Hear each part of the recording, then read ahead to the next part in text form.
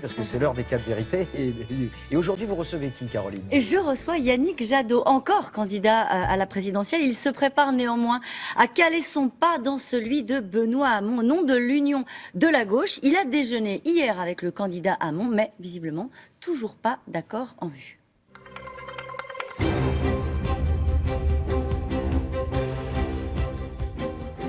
Bonjour Yannick Jadot. Bonjour madame. Nous allons parler de Benoît Hamon, mais d'abord, François Fillon, dans le Parisien ce matin, présente son nouveau plan santé. Le précédent avait été très contesté, on s'en souvient. Il renonce à sa réforme libérale du système de santé. Toujours 20 milliards d'économies, mais plus question de ne pas rembourser les petits risques, comme il l'avait dit. Il arrondit les angles. Est-ce que ça suffit ? Non, ça ne suffit pas parce que on a à la fois un développement extraordinaire de nouvelles maladies liées aux pollutions environnementales. Vous aviez dans votre journal un reportage sur les perturbateurs endocriniens. On sait la pollution de l'air, on sait les perturbateurs endocriniens, on sait les pesticides, on sait tous les problèmes de diabète, de cancer, de nouvelles maladies liées à la pollution. Si on ne traite pas à la source ces maladies, nous n'arriverons jamais à équilibrer notre système de santé. Deuxièmement, on a des hôpitaux qui sont en train d'exploser.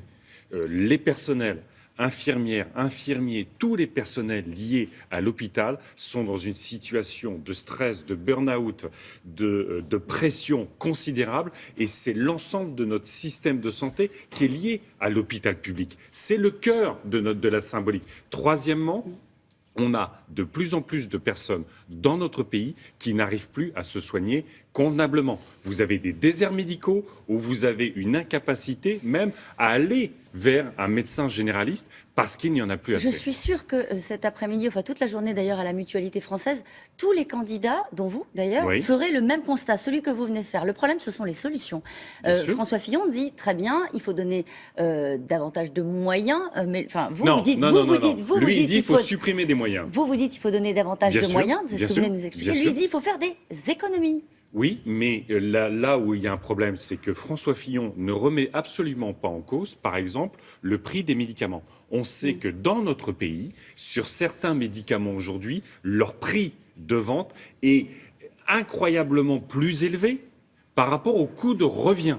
Il doit y avoir des modalités de mise en place de prix de vente des médicaments qui garantissent l'accès aux soins. Il y avait eu tout le scandale, vous vous souvenez, sur l'hépatite C, où finalement, pour rembourser, on choisissait qui pouvait être remboursé, qui pouvait être vacciné et soigné. Et C'est les laboratoires vous disent, ah oui, mais il faut financer la recherche. Non, oui, il faut financer la recherche, mais regardez les chiffres d'affaires et les bénéfices des laboratoires pharmaceutiques français. Les médicaments sont beaucoup plus chers dans notre pays qu'ailleurs. Même chose sur les lunettes. Moi, je suis pour le remboursement, évidemment, des frais d'optique. Mais on a dans notre pays des frais d'optique qui sont beaucoup plus élevés que dans d'autres pays. Donc il ne suffit pas simplement de vouloir être généreux et sérieux et solidaire avec l'ensemble des Français.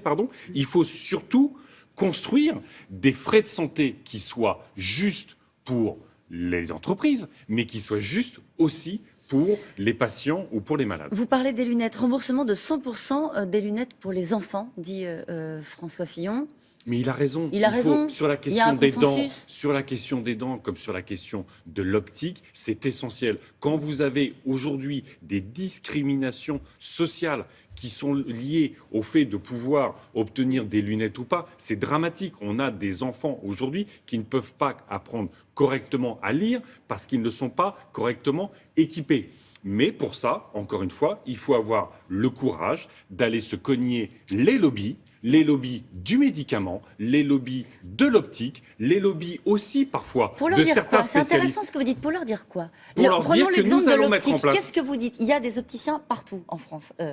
C'est visiblement un business qui fonctionne très bien. Ah bah oui, ça marche bien. Quand vous dites il faut se cogner, ce sont vos mots, ces secteurs-là, ces entreprises, ça veut dire quoi ? Mais ça veut dire que nous devons mettre en place, vous savez, vous avez des cadres où on définit les prix des médicaments ou le niveau de remboursement des médicaments. Dans ces cadres-là, par exemple, ne participent pas les associations d'usagers ou les associations de patients. Il faut mettre celles et ceux qui vont être soignés, celles et ceux qui vont, à la fin, cotiser ou être remboursé, plus ou moins, de ces choses-là. Il faut mettre en place un prix limite de vente. Je l'ai dit, quand vous avez de l'innovation en matière de médicaments, tant mieux.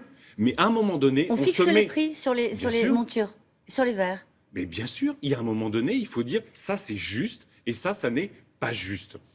Vous connaissez l'ensemble des opticiens qui nous promettent, quand vous achetez une monture, d'en avoir une deuxième ou une troisième. Ça veut dire que vous payez 2 ou 3 fois le prix normal d'une monture pour en avoir 3. Ça va pas. Est-ce que vous avez parlé santé hier avec Benoît Hamon lors de votre déjeuner? Oui, parce que nous parlons contenu. Benoît Hamon, comme moi-même, sommes pour la suppression des perturbateurs endocriniens, la santé. Enfin, moi, mon projet, c'est la France vive, c'est la France de la vie. S'il y a un moment donné, il y a un enjeu essentiel pour toutes et tous, c'est notre santé, celle de nos enfants.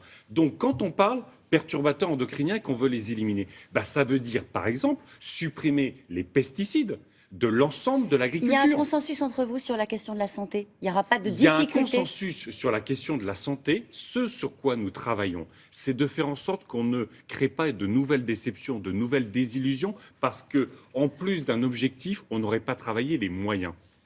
Quand je discute avec Benoît Hamon, quand on discute nucléaire, quand on discute santé, quand on discute école, quand on discute Europe, l'enjeu, c'est quand même de savoir qu'est-ce qu'on fait dans les 100 premiers jours, si on arrive à créer ce grand rassemblement, qu'est-ce qu'on fait dans les 100 premiers jours pour que ce soit sérieux et pas simplement un objectif bel et beau annoncé, mais qui correspond à pas grand-chose. Ce qui est difficile à comprendre, vous discutez avec Benoît Hamon depuis le lendemain de son élection, à peu près.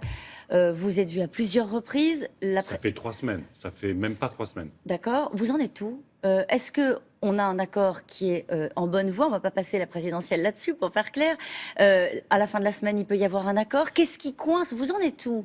Il y aura un accord cette semaine ou il n'y aura pas d'accord cette semaine. Ne serait-ce que parce qu'à partir de la semaine prochaine, il y a les élus envoient leur parrainage. Moi, j'ai mes parrainages, donc maintenant, je suis assez tranquille de ce point de vue-là. Vous les avez? Oui, je suis assez tranquille de ce point de vue-là. Donc, on ne peut pas tricher avec les parrains. Et puis, il y a un moment donné, soit cette grande aventure que j'appelle de mes voeux, on arrive à la construire, on se dit, il y a l'option nauséabonde, xénophobe de Marine Le Pen. Il y a une option potentielle qui est la grande espérance autour de l'écologie, du social et de l'Europe. Est-ce qu'on est capable, ensemble, sur un projet clarifié, cohérent, fort, structuré, de porter cette grande aventure ? Ou on n'en est pas capable. Pourquoi ça coince aujourd'hui? Pourquoi ce matin, vous ne pouvez pas nous annoncer un accord? Qu'est-ce qui bloque? C'est un nombre de circonscriptions? Non, pas du tout. C'est comment on décline des objectifs qui sont annoncés de part et d'autre sur la santé, sur l'énergie, sur l'Europe, sur l'école, comment on les décline dans la réalité. C'est du travail. Il y a un sujet en particulier qui crispe les conversations ou pas? Il y a évidemment le changement des institutions, quel type de proportionnel on met en place. Il y a la transition énergétique. Nous, on veut aller très très vite sur la transition énergétique parce que ce sont des centaines de milliers d'emplois sur nos territoires. Tous les territoires, y compris ceux qui sont désertifiés économiquement aujourd'hui. Si on ne va pas vite sur cette transition, on se raconte des histoires et on tombe dans le même piège que nous avait tendu François Hollande, qui est de dire « vous inquiétez pas, je fermerai Fessenheim, vous inquiétez pas, je ferai 50% de nucléaire ». Il n'a rien fait. Donc nous, on ne veut pas tomber dans un nouveau piège. On a confiance.